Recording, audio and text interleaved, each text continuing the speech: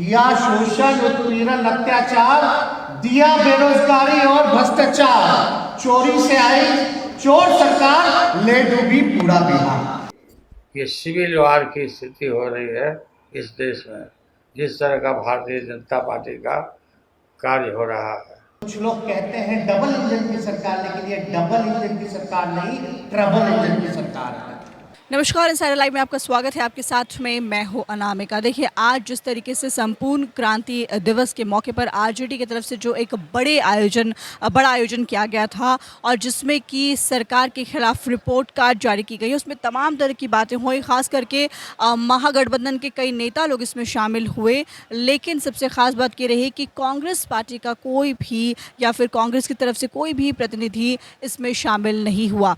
और दूसरी बात आपको बताएं कि भाकपा माले को भी लेकर के चर्चा हो रही थी कि भाकपा माले भी नाराज चल रही है, लेकिन तमाम बाकी दल के जो नेता लोग थे वो यहाँ पर शामिल रहे और बहुत सारी बातें हुई। आज के रिपोर्ट कार्ड में सभी ने एक एक करके अपने भाषण में तमाम दलों के, महागठबंधन में शामिल तमाम दलों के नेता लोग ने एक एक करके सरकार की खामियों को गिनाया। लेकिन जब तेजस्वी यादव की बारी आई तो पूरा का पूरा माहौल जो था वो काफ़ी ज़्यादा चर्चा में आ गया। काफ़ी ज़्यादा लोग जोर जोर से, जितने भी लोग अंदर मौजूद थे सब लोगों ने काफ़ी ज़ोर से तेजस्वी यादव का अभिनंदन किया और पूरी की पूरी जो सभा थी, बापू सभागार जो पूरी तरीके से भरा हुआ था। हालांकि तेजस्वी यादव भी आते के साथ ही तेजस्वी यादव ने भी सबका अभिनंदन किया और लेफ्ट के पार्टियों को लाल सलाम किया। तेजस्वी यादव ने साफ तौर पर कहा कि ये डबल इंजन की सरकार नहीं है बल्कि ट्रबल इंजन की सरकार है और ये सरकार जो है, जो वर्तमान की सरकार है बिहार में, वो समाज में जहर भरने का काम कर रही है और उन्हें इस बात की चिंता है कि अगर वो सीएम बन भी जाते हैं, अगर वो मुख्यमंत्री बन के सत्ता में आ भी जाते हैं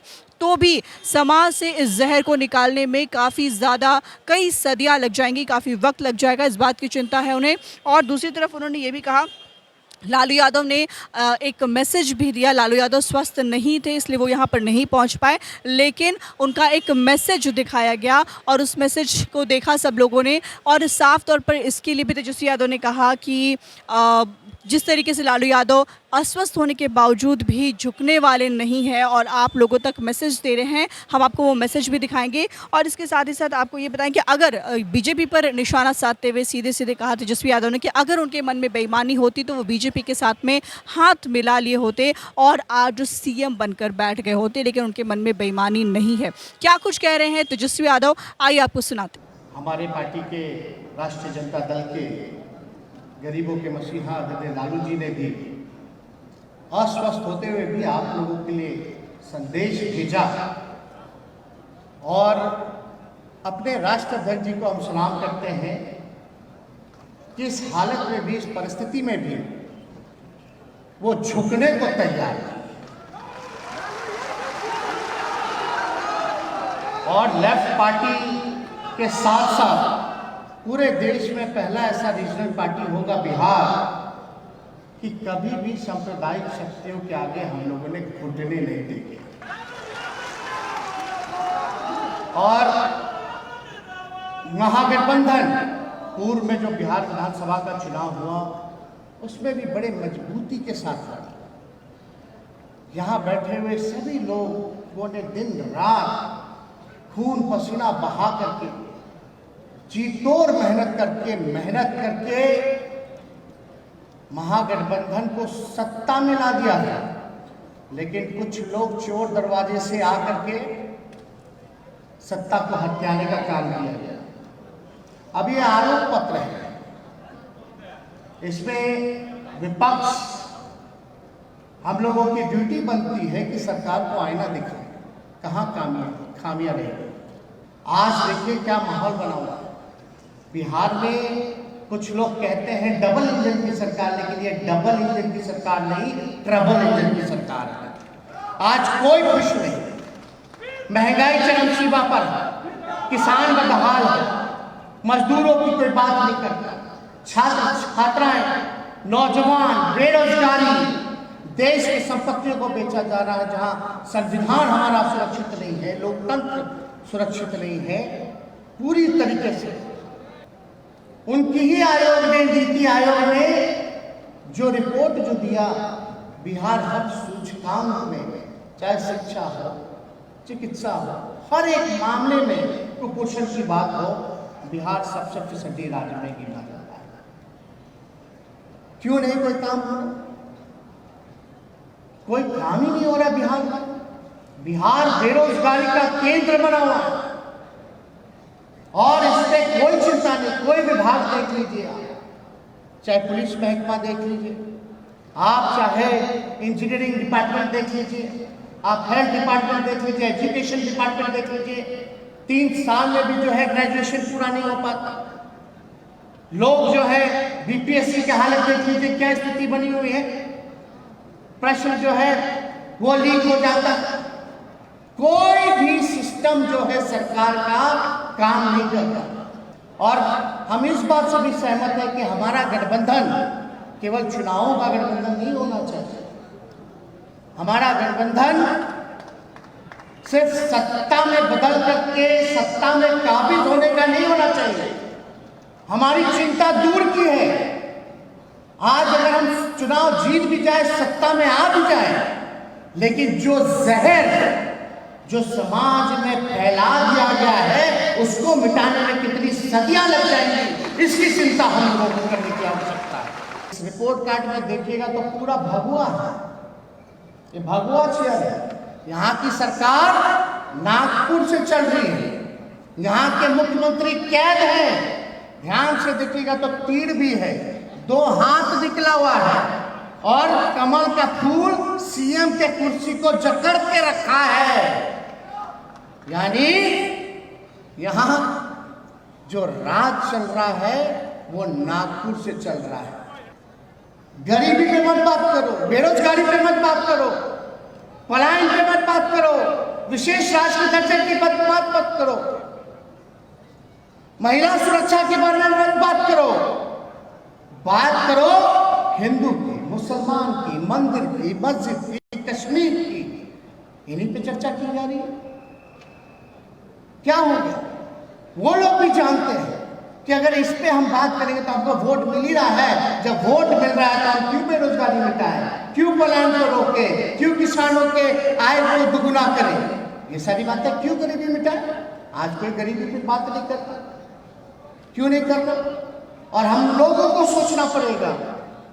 पहले लोग संपूर्ण क्रांति हुआ, सब लोग जेल गए, जेल जाने से कोई नहीं डरा। और लालू जी ने हर एक बैठक में ये बात कही कि जेल जाने से मत डरो, जेल को भरो, तभी जाकर के जो है अधिकार मिलेगा, तभी जाकर के सत्ता बदलेगी, तभी जाकर के आप देश के संविधान को बचा सकते। तो इसलिए डरने की जरूरत नहीं, लड़ने की जरूरत है और संघर्ष करने की जरूरत है। और आप सब लोगों को हम ये भी कहना चाहते हैं कि पूरी तरीके से आज कहीं ना कहीं से आंदोलन तो दूर की बात है, आजकल विपक्ष की भूमिका है कि लोगों को जागरूक करे, जागरूक करने के साथ साथ लोगों को गोलबंद करे। ये हम सब लोगों में कमियां रह गई। और आंदोलन देश भर की अगर विपक्ष की बात करें तो आंदोलन तो छोड़िए, आप जो है उस हिसाब से आप जो है आप धरना भी नहीं कर पाते, लोगों तक नहीं पहुंच पाते। तो हम सब लोगों को एकजुट होकर के लड़ाई लड़ने की जरूरत है और सिर्फ अपने अपने फायदे के लिए नहीं। आज देश की जो जरूरत है, जो समय की जो जरूरत है, बिहार के गरीबों की जो जरूरत है, उसके लिए हम लोगों को लड़ना होगा। आज हम लोग, लालू जी ने सबसे पहले जातीय जनगणना को लेकर के आवाज उठाया। हम धन्यवाद देना चाहते हैं विपक्ष के सभी दलों को, हमारे लेफ्ट के सभी साथियों को, कि सदन से लेकर के सड़क तक आप लोगों ने जातीय जनगणना की लड़ाई लड़ी, तब जाकर के हम लोग कामयाब हो। कोई कल्पना किया था क्या कि सरकार झुकेगी? कोई कल्पना नहीं किया था। लेकिन हम इतना कह सकते हैं कि कोई कहता है कि सरकार नहीं झुकेगी, लेकिन उसको हम कहते हैं कि झुकाने वाला चाहिए। और हम सब लोग जब गोलबंद हो जाएंगे, जब जात पात से ऊपर होंगे, असमानता से ऊपर होंगे, भेदभाव को मिटाएंगे, एक होकर के बिहार की जनता के लिए लड़ाई लड़ेंगे, देश की जनता के लिए लड़ाई लड़ेंगे, तो कोई माई का लाल जो है हम लोगों को कामयाब होने से नहीं रोक सकता। ये सच्चाई है। और हम लोगों को चाहे जो कुर्बानी देनी पड़े, हम लोगों को देने की जरूरत है। हम लोगों ने भी दिया। अगर हम लोगों के मन में बेईमानी होता, तेजस्वी के मन में, लालू जी के मन में केवल परिवार की बात होती, तो हम भाजपा से समझौता कर लेते, आज हम बिहार के मुख्यमंत्री होते। कौन रोक लेता? लेकिन नहीं, ना लालू जी झुके हैं, ना लालू जी का ये लड़का झुकने का काम करेगा, लड़ाई लड़ेगा। जहां तक लड़ाई लड़नी है लड़ेंगे। और लालू जी ने तो पूरा एक किताब ही लिखा है उन्होंने, गोपालगंज टू रायसीना हिल, वो किताब लिखा, उसमें तो पूरा आंदोलन का और अपने जीवनी का व्याख्यान किया है। वो सब लोगों को पढ़ना चाहिए, जानना चाहिए कि किस मुसीबत के घड़ी जो है लालू जी ने कैसे संघर्ष किया। उस दौर के जितने साथी थे उनके साथ, जेपी जी के अगुवाई में जितने उन्होंने नेता बनाए आज के दौर में, सब लोगों के बारे में। लेकिन बात अभी चर्चा चल रही थी कि भाई एक और अगुवाई थे जो आज कहाँ चले गए, क्यों चले गए? हम लोग तो कभी भगाए नहीं, खुद ही लोग भाग गए। अब क्या चीज का उनका महत्वाकांक्षा रहा, तो महत्वाकांक्षा होना अच्छी बात है, लेकिन अति महत्वाकांक्षी नहीं होना चाहिए। अब निर्णय का बात आ रहा है, क्या है नहीं है, इस पे हमको कोई टिप्पा टिप्पणी नहीं करना। लेकिन जो लोग सत्ता के लालच में अगर सांप्रदायिक शक्तियों के सामने घुटना टेके और खुद ही चला जाए, तो इस पे हम लोगों को कुछ नहीं कहना। वो आप लोग जो है सब समझदार लोग हैं, क्या है।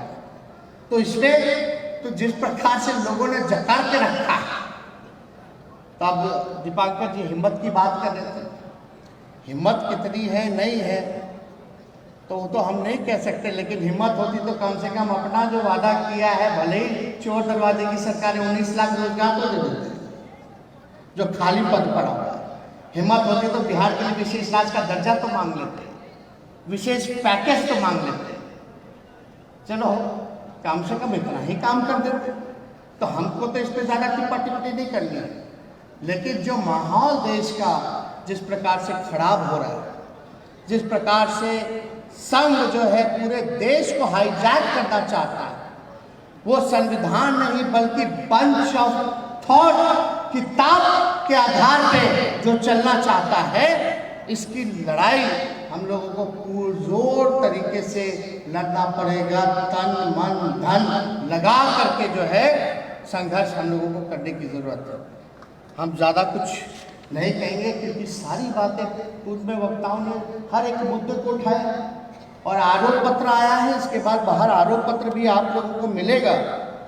लेकिन हमको आज तक समझ में नहीं आया है, सेना के तीनों अध्यक्ष हिंदू हैं, चाहे एयरफोर्स का हो, नेवी का हो, आर्मी का हो, देश के राष्ट्रपति हिंदू हैं, देश के प्रधानमंत्री हिंदू हैं। ऐसा कोई हमको नहीं लगता कि कोई ऐसा राज्य है जहां मुसलमान मुख्यमंत्री हो। तब हिंदू कैसे खतरे में, तब हिंदू कैसे खतरे में है, ये बात हमको समझ में नहीं आता। हम इतना ही कह सकते हैं, हिंदू कभी खतरे में नहीं था, ना होगा, कभी नहीं होने वाला है।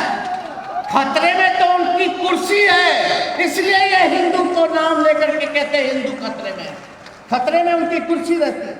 तो इससे हम लोगों को सचेत रहने की जरूरत है। और कोई अगर कहता है कि अल्पसंख्यकों का, विधानसभा में भाजपा के लोग कहने लगे, मुख्यमंत्री नीतीश कुमार जी से जवाब मांगते हैं, उनको जवाब देना चाहिए। जब भाजपा का विधायक और उनके नेता बिहार विधानसभा में खड़े होकर के चिल्ला करके कह रहे थे कि मुसलमानों से उनका वोट का अधिकार ले लो, तो मुख्यमंत्री जी खामोश क्यों थे? हम चाहते हैं जवाब कि मुख्यमंत्री जी इसका जवाब दें। हम चाहते हैं जवाब दें। हम लोग सब लोग लेफ्ट के साथी, विपक्ष के लोग, हम खुद सदन में खड़ा करके बोले थे किसी माई के लाल में दम नहीं जो मुसलमान भाइयों से, अल्पसंख्यक भाइयों से वोटिंग का अधिकार छीन ले। आज ये केवल मुसलमानों की बात नहीं है, आज मुसलमान है, कल दलित है, फिर पिछड़ा है। हमें रक्षा करनी है, अल्पसंख्यकों के साथ साथ दलितों की भी रक्षा करनी है, गरीबों की भी रक्षा करनी है, शोषित जो समाज है, जो अंतिम पैदान पे है, उसकी भी रक्षा करनी है। रक्षा करने के साथ साथ उनके लिए आवाज उठाना है, उनको अधिकार दिलाना है, ये हम लोगों की कोशिश होनी चाहिए। इसीलिए लालू जी ने इस पार्टी को बनाने का काम किया था, सामाजिक न्याय और धर्मनिरपेक्षता। सब लोग जानते हैं कि हम लोगों ने, लालू जी ने कितना कुर्बानी दिया। आज भी आप देखिएगा लालू जी को सताया जाता है, लेकिन आप अभी मैसेज में देख लीजिए, कहीं से कमजोर नजर आ रहे हैं, कहीं से डरे हुए नजर आ रहे हैं। बल्कि आप लोगों से आह्वान किया है कि उठिए और लड़ाई लड़िए। तो आप लोग हाथ उठा करके सब लोग बताइए, लड़ाई के लिए तैयार रहिएगा कि नहीं रहिएगा? दोनों हाथ उठा करके लड़ रहे हैं, जीत रहे हैं, लड़ते रहेंगे, जीतते रहेंगे, लड़ते रहेंगे, जीतते रहेंगे। तो आप सब लोगों को इस संपूर्ण क्रांति के अवसर पे आने पर आप सब लोगों को धन्यवाद देते हैं, सलाम प्रणाम करते हैं और सभी हमारे कम्युनिस्ट साथियों को लाल सलाम करते हुए अपनी बातों को यही समाप्त करते हैं।